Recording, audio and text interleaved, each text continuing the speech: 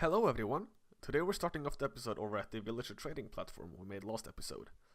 As you can see, I have between the episodes extended the farm area over there, so it now has 4 layers instead of just 1.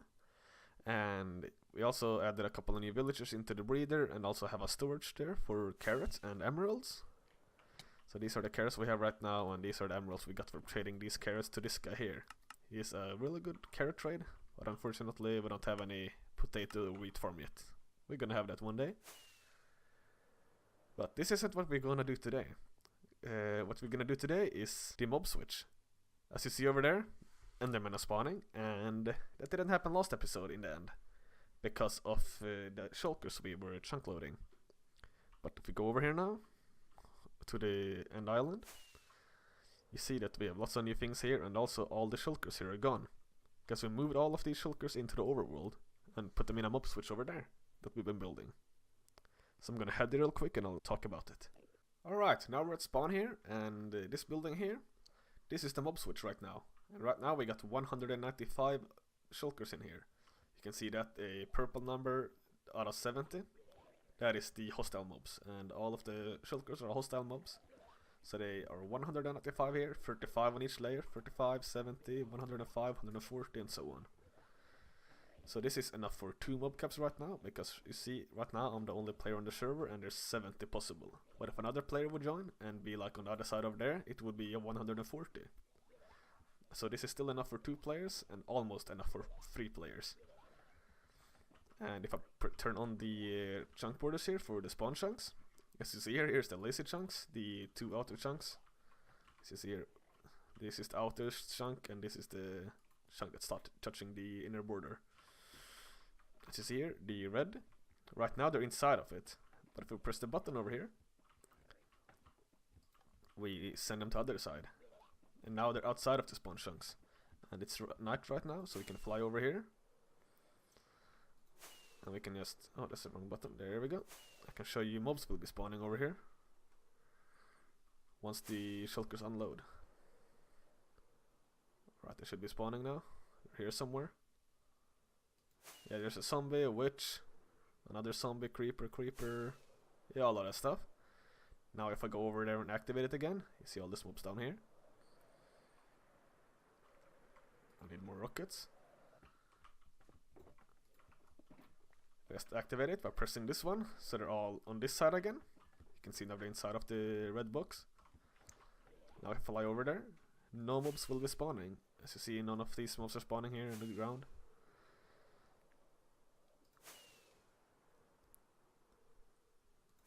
And as you see, not a single mob here. No, not a single hostile mob, that is. So of course your squids and the stuff still. Yeah, not a single creeper, skeleton or zombie or spider or anything. So this is really nice when we're building and stuff, so we don't get blown up by creepers and our contraptions don't break. And in the very dark tunnel here, if we do this, it's very dark, no mobs in here. So yeah, this is working great right now. Unfortunately only for 2 players, so if 3 players were on at the same time in the overworld, this would not work properly. We'd still get some mobs spawning. The way we caught these shulkers is by going to the end cities and just using minecarts, as you can see they're in minecarts, and just take them from there. So we have tons of rails, we got a couple of rails over here I think. We have tons of rails and use minecarts. So let's pretend this is a shulker, and let's get a block here. Let's take some endstone, like this, and we just place the minecart, and this is a powered rail, so when we place it against the solid block, it starts moving instantly and picks up the shulker, and then we just redirect the tracks to where we want it to be. So that's basically how we did it, and I will head over to the end real quick and I will show you one of our stations we use to send them more easily. Here we are in the end now, and this is one of our stations we use to stack the shulkers up here and then send them through the portal there.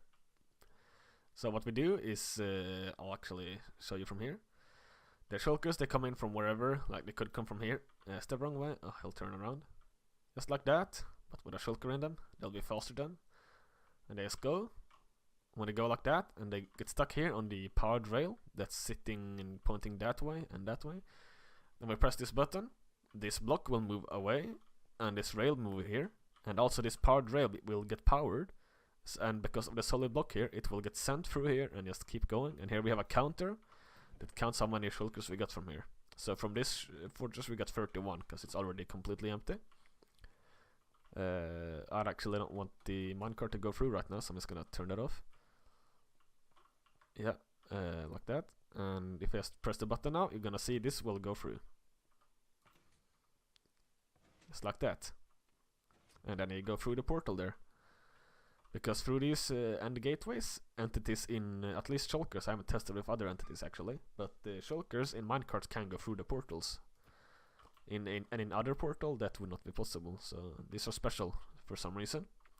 So yeah, we just build this up everywhere we go, and every fortress, and there's a couple of redstone under here, I'll show you real quick. It's really simple, it's just all this. So this is the button, redstone torch powers this redstone torch, and this button also goes pushes this piston and also toggles this. So it's really simple. You can probably build it up by yourself if you ever want to do this. And the way we're getting the shulkers from the fortresses, I'll get up here and show you if my rockets work. There we go. So yeah, let's pretend there's a shulker sitting here. No, not there. There. And then we place a minecart here. It picks up that and just goes down. And then it falls down there. And while it's down here, we have invisibility potions. We have invisibility potions while we're up there as well, obviously, with no armor on. Then we put these rails under the minecart and a solid block behind it, and then just normal rails like this. Then we power this rail, and this starts going. It's really simple, and we can like do 70 shulkers probably in like an hour if we're really fast. Like me and my friend, the two of us. And over here we have a little hut where we have our resources for when we did this. A couple invisibility potions, blocks, rails, minecarts. Yeah, everything we need. So yeah, this fortress had 31 because of the minecart just went over here. So there's one too much here now. And you just see all the mess, all the rails here we had to use. Pretty sure we removed tons over here as well already. So yeah, this is all we've done. This is our latest 30 shulkers that we took to the mobswitch. Oh, and yeah, this hole. The end gateway send you always in the straight middle, even if there's a hole there. So the concrete factor here just falls straight through. But when we use the shulkers to send through here, they have momentum to go whatever direction they're going. So the guys we just were, they would go that way, I believe. So we need to place some blocks like this so they don't travel too far. And also, we need to mine all these blocks so they don't get stuck here. Then they fall down over here. Also, this usually isn't here. I don't have an axe on me. Yeah, the minecarts fall all the way down here, hit the powered rails. They just go. And here, some shulkers got stuck down here by mistake, as you can see. It's quite messy here, I should remove that. And yeah, that's how it works here. And they just go up into the tubes over here you've seen before. Then we can fit 20 in each tube here, so we can have 20, 40, 60, 80 at a time. That's 10 more than one full mob cap. So that's basically how we've done it. Now I'll show you a quick time lapse of us collecting the last 30 shulkers that I just showed you.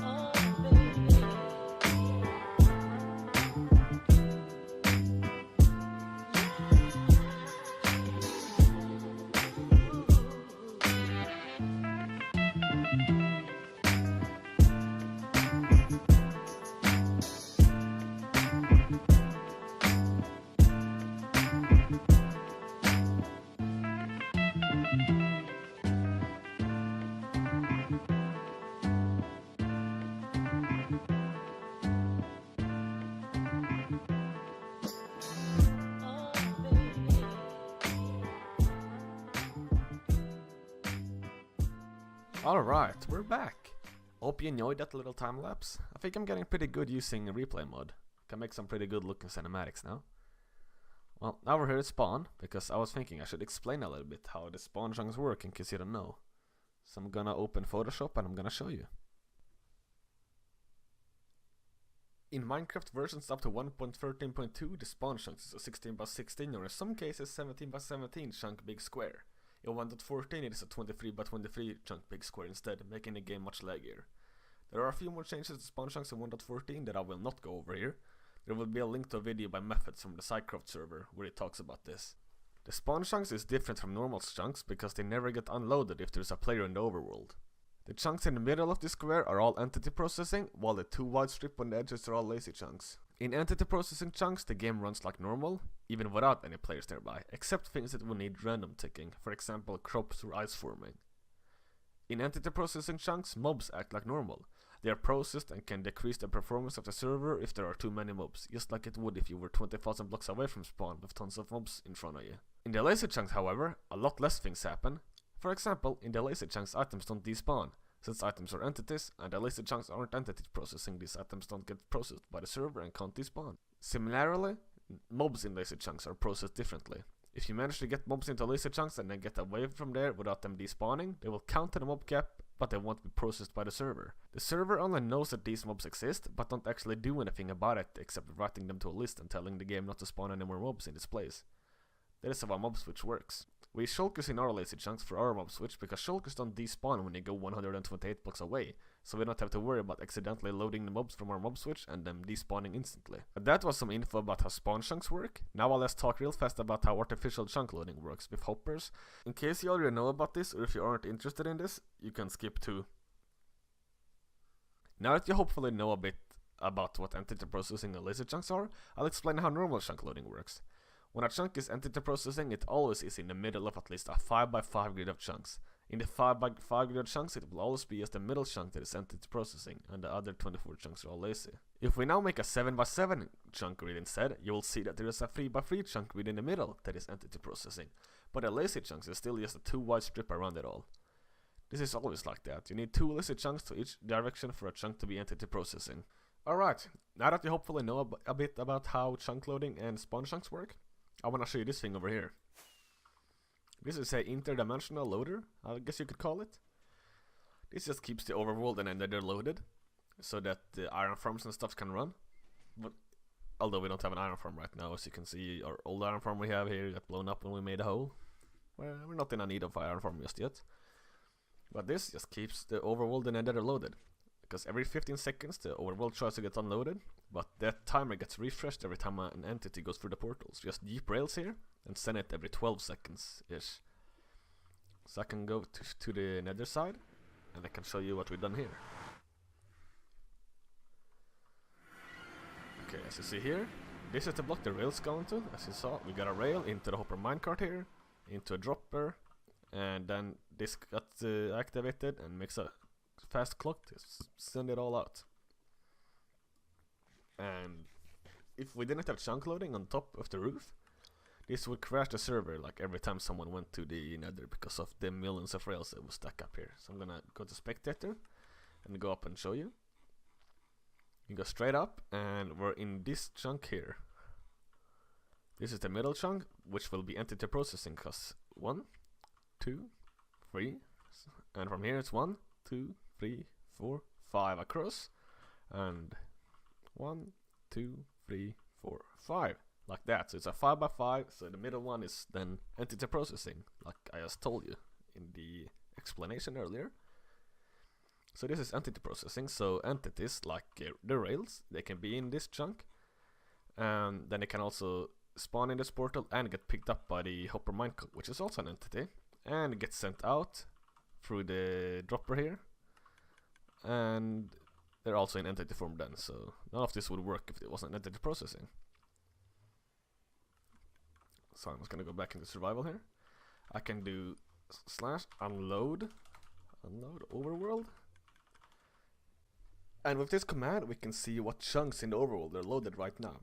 So we'll press enter and we can see right now in the overworld there are 259 chunks loaded.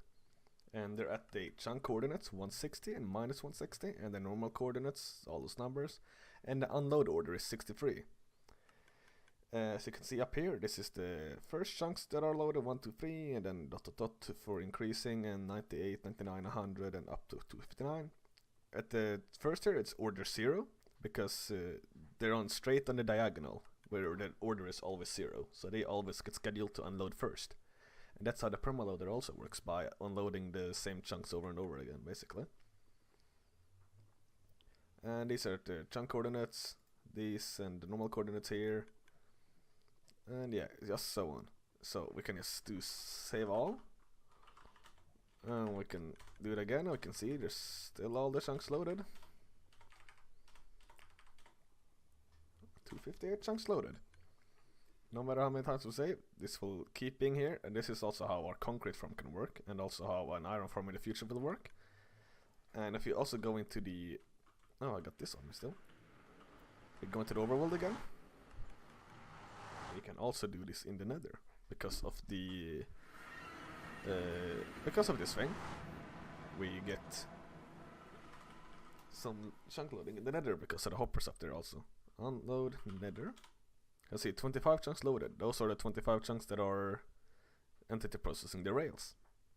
So if you just expand that, we can make a permaloader in the end, basically. In the nether, I mean, actually. Alright, that is this for this episode. We talked a bit about chunk loading, and I gave you a lesson in chunk loading and spawn chunks and stuff. Was not a lot happened this episode, not much progress, if any progress. It was just explanation more. For the next couple episodes, I'm not sure what we're going to do. Maybe we can continue the trading area to get all the emeralds we need for the floor here. That would be nice if we can finally build this. Or maybe we'll design something creative, because we need to make a randomizer for a floor placer. I already got a floor placer, but I haven't made a randomizer for it yet, so give me 6 random blocks every time. That will be tricky, so yeah, maybe we'll do that. So thank you for watching, and goodbye.